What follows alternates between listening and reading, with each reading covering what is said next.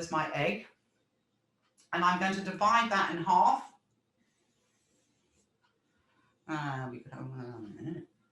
Okay. And then I'm going to divide the bottom section in half again.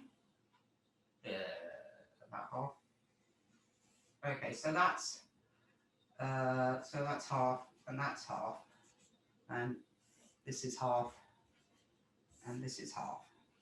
Okay, you're all with me so far? Yeah.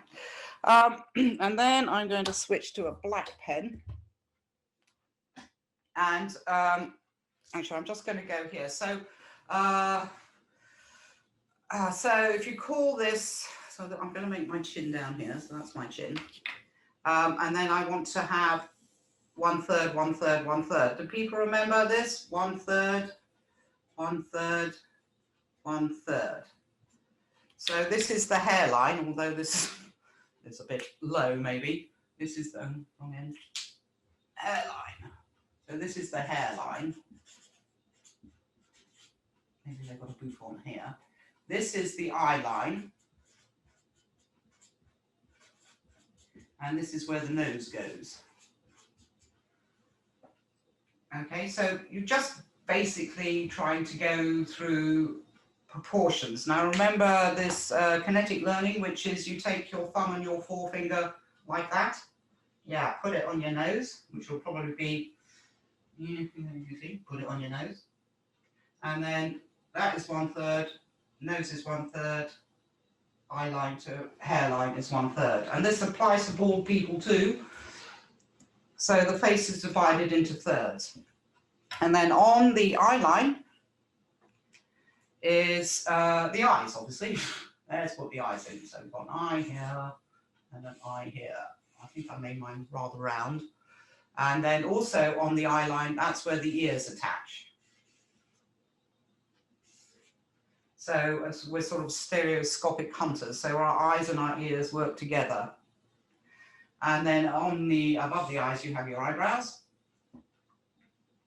And then you should have, and in fact, I can see mine's gone wrong again a little bit, an eye distance between the eyes.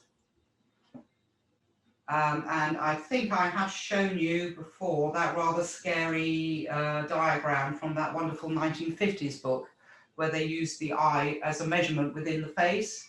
Remember that? That's, I'll go get it in a minute, but it's sort of a picture of Rita Hayworth with all these mad eyes all over the place. So you can use a unit of measurement, and a good unit of measurement when you're doing the face is the eye. Okay, and then on this line here is the nose actually goes on that line. And I'm actually just simplifying the nose.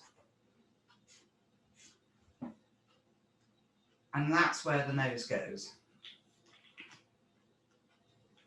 And let's give a hairline. So here we are, hair. This is a very round person. But then again, you do get round people. And then the mouth should be at the center of the eyes. So the corners of the mouth should correspond to the centers of the eye. Hence the dots on the face. And also it goes, it's 2/3 up and 1/3 down. So it should be sort of higher. So this is 1/3 and this is 2/3. And when I draw mouths, I tend to draw the middle bit of the mouth first and then keep the other bits to a minimum. So you can pretty much do that. And then look, you have a person in the neck. Oh, it looks like Edward. It's a bit of a round person, this, but can you see the principles of working with those proportions? It's just so, I'm just taking you through this again, because God knows you've probably done it a few times with me, just so it sinks in and it's there in your brain, and when we can apply it to other things. And looking at the neck. Often the thin and thickness of the neck will make someone seem male or female, and also the squareness of the jaw. I've noticed this. I can't remember last time I was ever drawing with someone. Where was it? That men draw men and women draw women. So women, oh, that's right. It's my portrait group from Wednesdays. That often women will feminize men and men will sort of butch up women. So to butch up someone, you want to have that squareness of jaw. They're a little bit more angular as a rule. Except now I've given him a receding chin, but never mind. And then I think when we did portraits, I suggested you do a study of eyes, because the eyes are always the most important thing. And so you have a tear duct here, don't you? And then there's that little lower lid that will often cut off the iris. And then I'm just going to have a little light in the eye, and then oops, this is going to be a bit scary. And I have told you about the mad scary eye syndrome, haven't I? Which is when you draw an eye and you can see all around the iris.